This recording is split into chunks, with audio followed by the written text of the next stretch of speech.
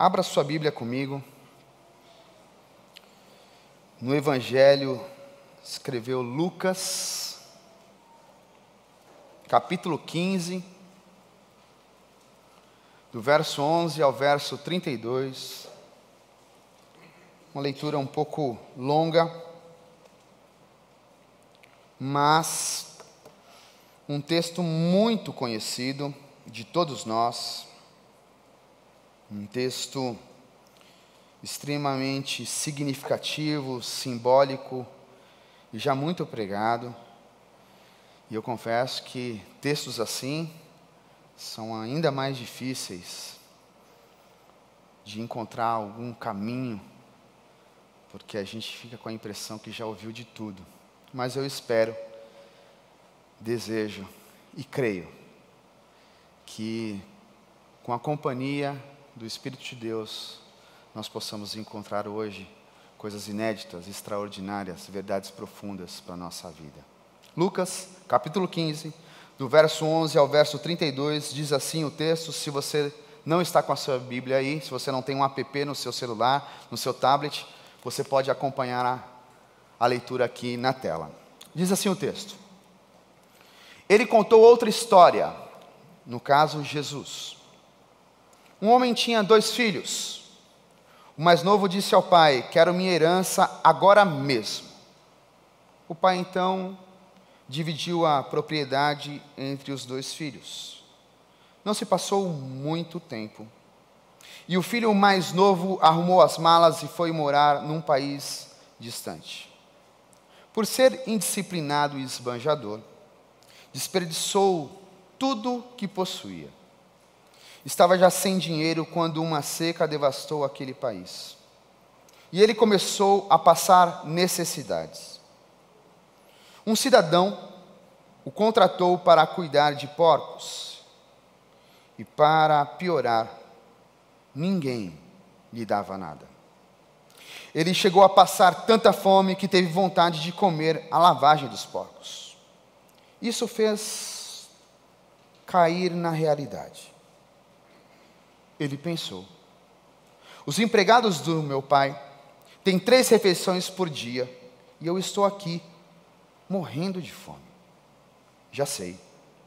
Vou voltar para casa e dizer ao meu pai: pequei contra Deus e contra o Senhor. Não mereço nem ser considerado seu filho. Ser um dos seus empregados já está muito bom. Decidido, ele se levantou e tomou o caminho de casa. Ele ainda estava bem longe, na estrada, quando o pai o avistou. O coração do velho disparou e ele correu para abraçar e beijar o filho, que começou o seu discurso: pai, pequei contra Deus e contra o Senhor, não mereço nem ser chamado de seu filho outra vez. E o pai nem quis escutar. Chamou os empregados e ordenou: rápido, tragam uma roupa decente para ele, tragam também um anel da família e um par de sandálias. Depois, vão buscar uma novilha bem gorda e preparem um churrasco. Vamos festejar, vamos nos divertir. Meu filho está aqui, vivo, não está mais perdido, foi achado. E a festa começou. Tudo isso se deu quando o filho mais velho estava no campo.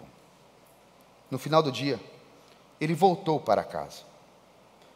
Ao se aproximar, ouviu o som da música e das danças. Intrigado, perguntou a um dos empregados o que estava acontecendo. Ele contou a novidade. Seu irmão voltou para casa. Seu pai ficou tão contente de recebê-lo de volta, são e salvo, que mandou fazer uma festa. O irmão mais velho ficou tão revoltado que não quis participar da comemoração. O pai tentou conversar com ele, mas ele nem quis ouvir e protestou. Há quantos anos trabalho para o Senhor, sem nunca reclamar? E alguma vez ganhei uma festa para mim e meus amigos? Agora esse seu filho, que desperdiçou tudo, o seu dinheiro com prostitutas, aparece aqui e o Senhor lhe dá uma festa dessas?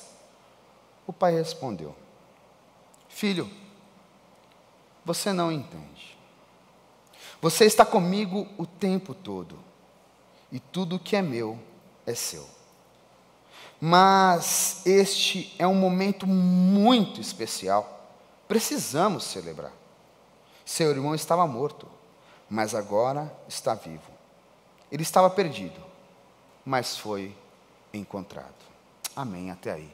Baixe sua cabeça, quero ter mais um tempo de oração contigo. Jesus, que nessa noite, a partir desse texto, das Escrituras, de um texto tão conhecido, nós possamos, Pai, ouvir a voz que nos convida para a vida. Que nós possamos, Pai, ter um encontro verdadeiro, extraordinário contigo. Que nós possamos, ao meditarmos nessas palavras, nessa história, que nós possamos encontrar salvação para as nossas vidas. Que nós possamos encontrar libertação para as nossas dificuldades e limitações. E é assim que eu peço, no nome de Jesus. Amém. Há um pensador chamado Oscar Wilde, que dizia: há duas tragédias na vida, apenas duas tragédias.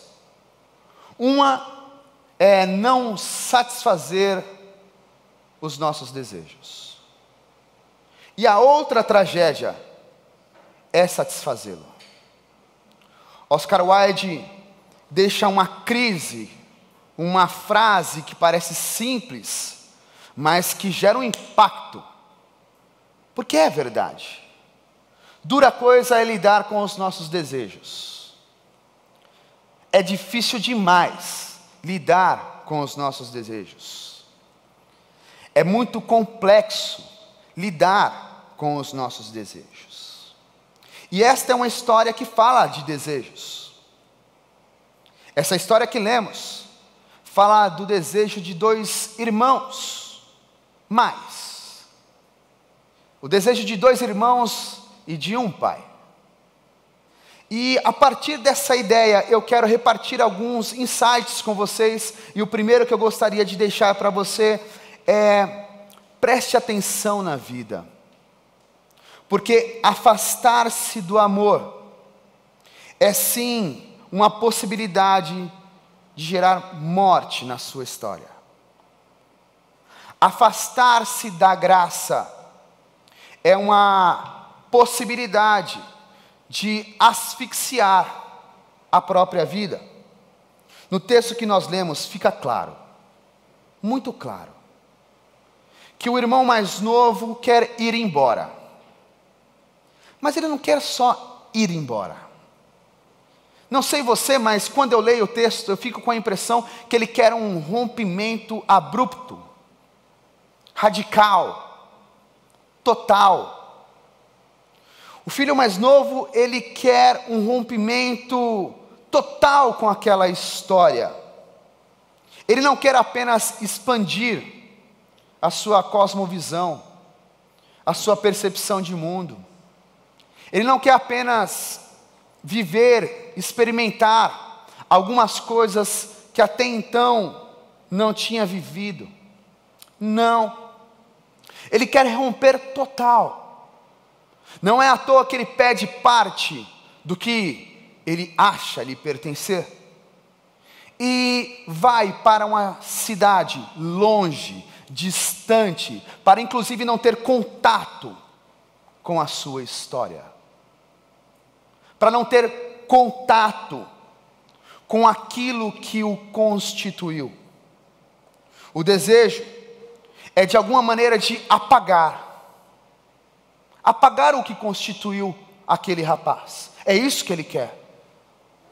Talvez você esteja pensando o seguinte: Will, então você não é a favor da autonomia? Não. Calma lá. Não foi isso que eu disse. Eu sou plenamente a favor da autonomia. Mas ser autônomo não significa romper toda a sua história. Ser autônomo não significa dizer adeus para o que te constituiu.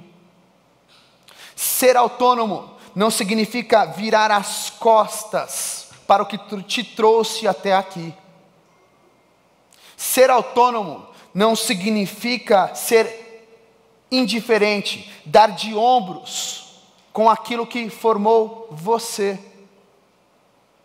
Ser autônomo não é isso. Ser autônomo é sim assumir as rédeas. Ser autônomo, alguns momentos, nós vamos precisar sim ter despedidas. Por exemplo, eu casei. Eu tive que me despedir dos meus pais, da minha casa. Mas isso não significa um rompimento com a minha história. Não significa dar de ombros com o seu Almiro e o seu 1,68 m. Não significa. Não significa não olhar mais para trás e lembrar da Dona Júlia, com toda a sua braveza, me dando bronca. Não significa. Ser autônomo significa ter toda essa história, entender ela e a partir dela ir construindo um caminho. Qual caminho? Melhor do que o que me trouxe até aqui. O rompimento com o que me constitui pode fazer eu ir para um caminho pior do que o que me trouxe até aqui. Talvez você diga o seguinte: Will, você está falando isso porque você não conhece minha história. Minha história até aqui foi péssima. Então, ser autônomo não significa romper com toda essa história. Significa olhar para ela, por mais difícil e duro que ela seja, aprender com ela para construir um caminho melhor do que te trouxe até aqui. Não olhar para essa história, querer romper totalmente, drasticamente com essa história, muito provavelmente te levará para um caminho distante do amor. Distante do amor. E isso pode gerar morte. Você romper com essa história pode ser inclusive algo inconsequente, onde você não mede, onde você não observa. É claro que eu, olhando para a minha história, consigo perceber coisas que meus pais fizeram que não foi a melhor decisão, não foi a melhor escolha. Mas eu não posso ser inconsequente ao ponto de julgá-los ou querer apagar tudo isso, porque talvez isso me transforme num pai pior, inclusive, do que meu pai naquele momento foi. Eu preciso ter essa história comigo, porque tudo o que fez você chegar até aqui é a sua história. Dura, sofrida, acredito, mas é o que te fez chegar até aqui.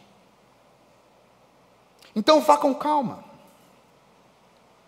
Cuide para que os seus rompimentos, melhor, cuide para que as suas despedidas sejam possibilidades de transformação da sua vida. Boa transformação. Cuide para que isso seja uma transformação para o melhor, para o belo, e não uma deformação da sua história. Porque é muito sutil. Parece inclusive ser muito parecido, mas não é. Dizer tchau não significa dizer adeus, nunca mais, não preciso mais. E me dá a impressão que esse filho mais novo é esse desejo que ele tem. Não quero mais. Me dá o que é meu por direito. Eu não quero viver mais nesse lugar. Eu não quero estar mais dentro dessa casa. Eu não quero mais respirar esse ar. Eu não quero mais viver as mesmas coisas que você vive, pai, durante anos. Eu não quero. Eu quero viver outras coisas. Não sei para você, mas isso não me soa autonomia. Isso me soa total ingratidão. Por mais difícil que seja, é importante nós olharmos para a história, isso é muito difícil, e sermos gratos por ela. Por quê? Porque é ela que me traz até aqui. É ela que me forma. É a minha história. Apagar tudo isso significa se tornar alguém sem história. E alguém sem história é alguém desnorteado, sem rumo. Porque se você não sabe exatamente de onde vêm as coisas, como é que você pode saber para onde você quer ir? Então, diante dos seus desejos, não esqueça de um versículo extremamente importante. Acima de tudo, não é de algumas coisas. Tudo, acima de tudo, guarde o seu coração, porque dele depende toda a sua vida. Querer romper, apagar essa história, não é guardar o coração. É literalmente querer extingui-lo, sumir com ele, apagar.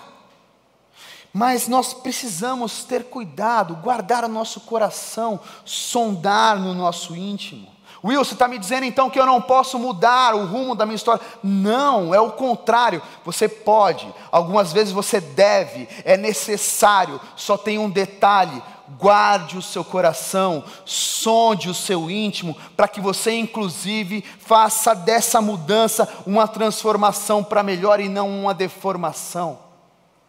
Para que você faça dessa alteração de rota um bom caminho, e não um caminho à deriva, perdido. Não, perdida. Vez por outra, sonde o seu coração para avaliar as suas motivações mais íntimas. Isso é lidar com desejo. Não esqueça, dura coisa é lidar com os nossos desejos. É uma tragédia dar vazão aos nossos desejos, mas também é uma tragédia não dar. Então nós precisamos sondar no íntimo. O que eu estou buscando? O que eu desejo? O que eu quero? Desejos são inevitáveis. Acho que você já sacou, já percebeu isso. E se não sacou, eu preciso então hoje te deixar essa questão. Até como um profissional da área, não tem como você não ter desejo. Desejo brota. Desejo é igual capim. Em qualquer lugar, lá está. Pronto. Desejo é igual corintiano. É uma pena. Mas desejo brota. Quando a gente menos se dá conta, lá está o desejo. Então, diante disso, não é fingir que o desejo não está lá. Diante disso, é preciso sondar a nossa intimidade. Diante disso, é preciso parar, olhar para dentro de si e entender, compreender para ponderar. Está aqui uma palavrinha que eu sei que inclusive para a galera da minha geração para baixo eles odeiam. Ponderar. Pô, meu, mas ponderar, a gente estava aqui no gás. Calma. Pondere. Porque pode ser, inclusive, aparentemente um bom caminho. Aliás, a Bíblia dá esse conselho. Há caminhos que parecem serem muito felizes, mas que nos conduzem à morte.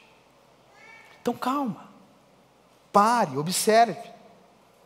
Sim, vivam a vida de forma intensa, bonita. Mas pondere, olhe para dentro de si. Para quê? Para que você não se afaste do amor. Para que você não se afaste daquilo que é capaz de sustentar a história, a nossa vida.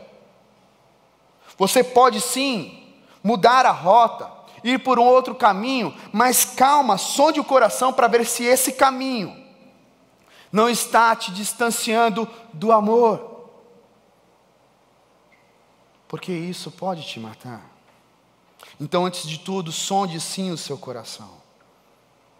Segunda coisa que eu gostaria de deixar para vocês: sentimentos guardados também matam. Como assim, Will? Você acabou de falar, som do coração e tal, não sei o quê, para a gente cuidar com desejo. E agora eu estava pensando que era para eu me se ponderar. Opa, calma. Ponderar não significa ficar engolindo o sentimento.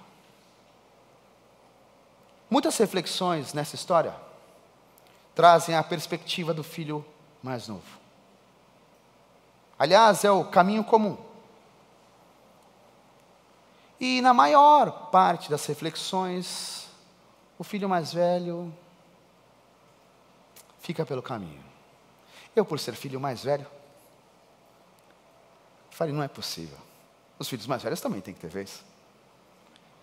Então, pensando um pouco, resolvi olhar um pouco para esse rapaz. Porque algo semelhante ao que acontece com o filho mais novo, também acontece com o mais velho. Não, não tem nada a ver, tem tudo a ver. Eles apresentam de formas diferentes. Mas há uma semelhança. Porque com a sua versão de história, ele traz inclusive uma mágoa, uma ira muito esquisita. Muito maluca. Ele traz rancor. Todos esses anos trabalho para você, pai. Me vejo como um escravo, é assim que ele se vê. Nunca desobedeci uma ordem sua, nunca. Mas você não me deu nenhum cabrito, nenhuma mísera coisinha para eu fazer festa, nada. Mas quando volta para casa, esse seu filho aí, ele não dá conta nem de falar o nome do irmão. Quando volta para casa, esse seu filho aí você dá festa. Esse que esbanjou tudo, aí você dá festa. Não sei, mas quando leio isso, há tanto rancor, há tanta mágoa aqui, há tanta coisa que ficou escondida durante tantos anos, que de repente, diante de uma história que era para ser bonita, diante do amor, ele também se afasta. É um outro jeito, mas ele também se afasta. Não é na impulsividade, porque quer pegar as suas coisas e romper com a história. Não, ele quer inclusive se valer dessa história. Eu sempre fiquei aqui e você nunca me deu nada. Se vê como um escravo. Ele não se sente inclusive pertencente, participante da casa. Não se sente inclusive integrante daquela casa. Tantos sentimentos guardados que o vinho da celebração vinagrou. E aqui eu preciso te dar um conselho, hein? Se é que eu posso deixar algum conselho para alguém. Nós, que nos dizemos cristãos, evangélicos, temos uma tendência a se fazer valer da história desse jeito que vocês não têm noção. Mas eu, durante tantos anos, eu sou filho de pastor, eu cresci em igreja, um bom menino, como é que pode? A gente tem essa tendência.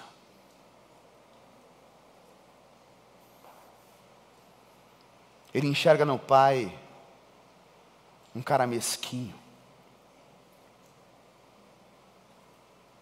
Ele enxerga no pai um cara que não ama.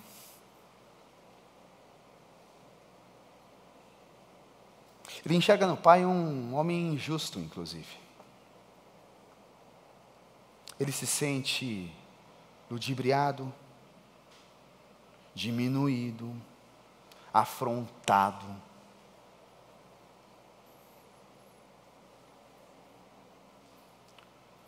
Assim como o irmão dele, fica com a impressão que durante muitos anos, esse rapaz também não sondava o seu coração. Fico com a impressão que, inclusive, o verso, guarde o seu coração, porque dele depende tudo. Há muitos anos esse rapaz já tinha perdido o seu coração. Não foi agora. Isso só foi a gota d'água. Então deixa eu lhe dizer uma coisa. Quando uma história na vida real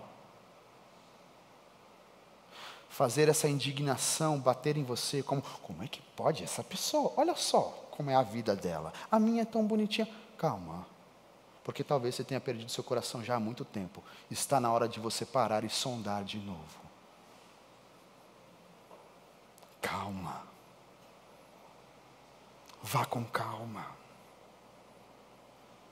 E tudo isso acontece com a festa rolando. Não sei você, mas isso me parece uma cena inclusive de novela. Festa rolando, do lado de fora o irmão mais velho irado. Mas o pai, cheio de amor, assim como fez com o filho mais novo, não se deixa abater, não se deixa inclusive se abalar. O pai não perde o coração. O pai continua guardando o coração. Meu filho, você sempre esteve comigo, sempre. Tudo o que eu tenho é seu. Está em suas mãos. É seu. Deixa eu dizer uma coisa para você hoje à noite, se você inclusive tem esse senso de que as coisas, olha para aquela pessoa, que vida, eu estou aqui tentando, indo dar certo. Então deixa eu dizer uma coisa, o Pai Celestial te diz, tudo que Ele tem é seu, a própria vida é sua. Se a escolha que você tem de caminhar nesses passos do Evangelho está pesado demais, deixa eu lhe dizer uma coisa, Deus te deu a vida, é sua. Não faça isso como um peso, não faça isso como um imperativo. Siga a sua história caminhando ao lado do bem e do amor, se isso de fato for um valor que vale a pena para você. Não faça isso porque a vida inteira te disseram, e eu preciso lhe dizer que eu já tive que fazer essa sondagem no meu coração. Afinal, desde que eu me entendo por gente, eu estou dentro de uma igreja. Então hoje estar aqui e ser pastor não é porque me disseram, não é porque me ensinaram, é porque em algum momento eu sondei meu coração e percebi, esse caminho vale a pena, é o caminho bom, é o caminho do bem. Então inclusive quando irmãos e irmãs voltarem, eu faço festa, ao invés de ficar dizendo coisas que não levam a vida a lugar nenhum. Então se você inclusive está desse jeito, calma. Com uma simples frase, o pai desestrutura a lógica de pensamento desse irmão, mostra que ele não é escravo, mostra inclusive que ele também é filho, Mostra inclusive que ele é amado, que tudo que ele possui é dele, que não há mesquinharia, o que há ali é amor, que ele pode usufruir. Que coisa linda! Isso é válido para você.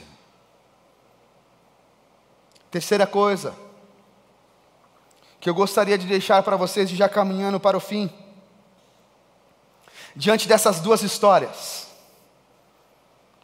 uma tomada pela impulsividade, querendo romper, apagar tudo que constituiu aquele filho, aquele garoto até ali. A outra, tomada por um sentimento guardado de rancor, diante dessa história tão difícil e dura, complexa, de incompreensão, surge algo chamado graça. Algo que inclusive está derramado, transbordado para todos nós. A graça salvou aqueles dois garotos do auto-engano. E tenho a impressão que ela também pode nos salvar deste auto-engano. Tenho a impressão que ela pode nos salvar. Então, a partir dessa graça, pensa, não se engane. Suas pulsões, os seus desejos não vão embora. Desculpa te dar essa péssima notícia. Se os seus desejos são os mais esquisitos e estranhos que você acha, eles não vão embora. Não vão. Então pare, olhe, sonde, cuide, sabendo que inclusive existe algo chamado graça derramada a todos nós. Will, mas eu não sei lidar com isso. É difícil demais, é complexo demais. Eu imagino o que é.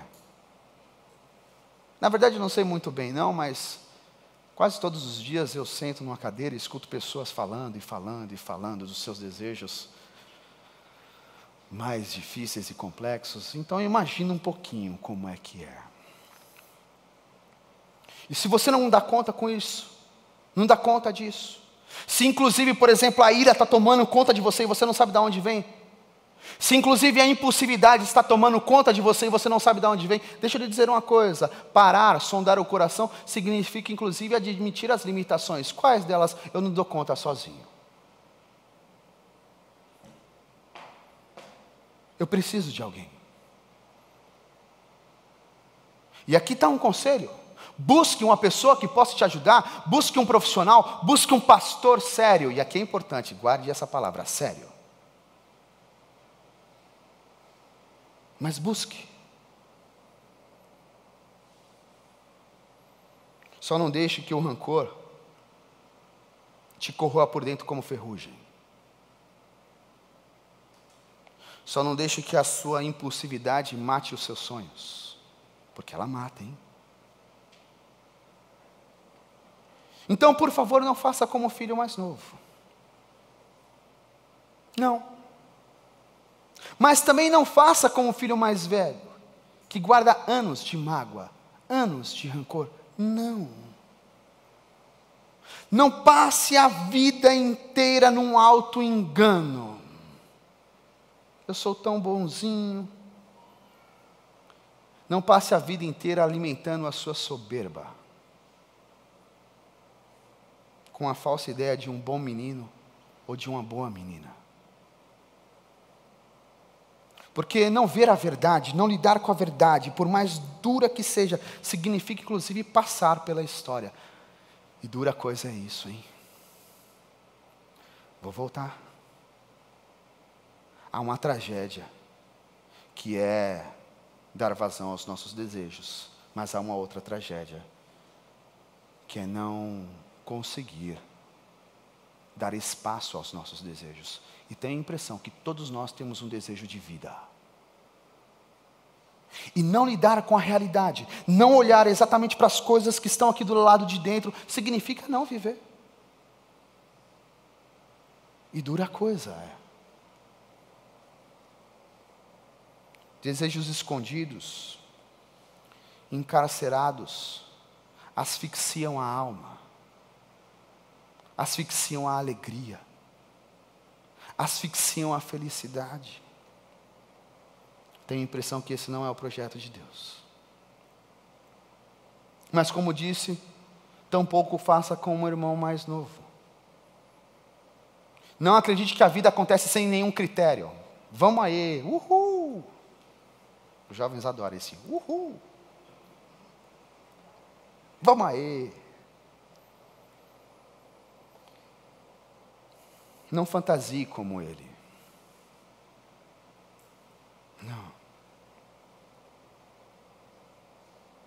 Que essa é uma outra forma também de auto-engano.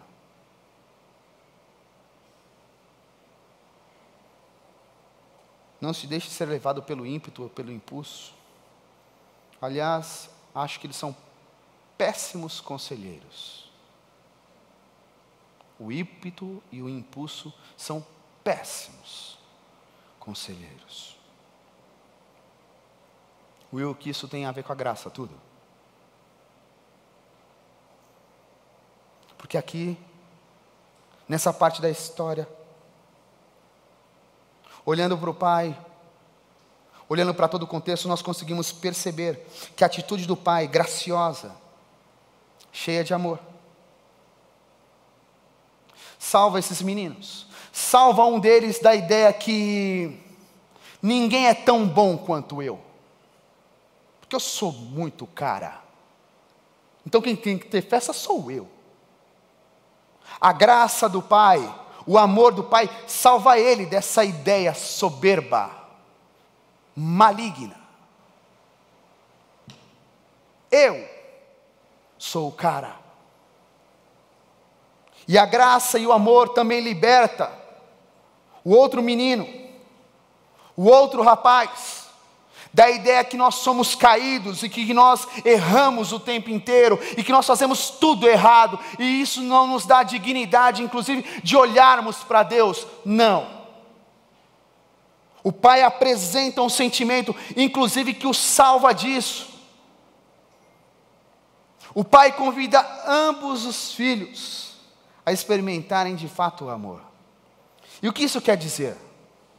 Essa história é para eles dois? Não, essa história está dizendo o seguinte: eu convido todos os filhos, são quase 8 bilhões, bastante filho e filha, todos eles, sem exceção, para experimentar o amor. Em alguns momentos, ele nos salva da soberba, em outros momentos, ele nos salva dessa ideia que nós somos caídos, perdidos, ruins, impuros.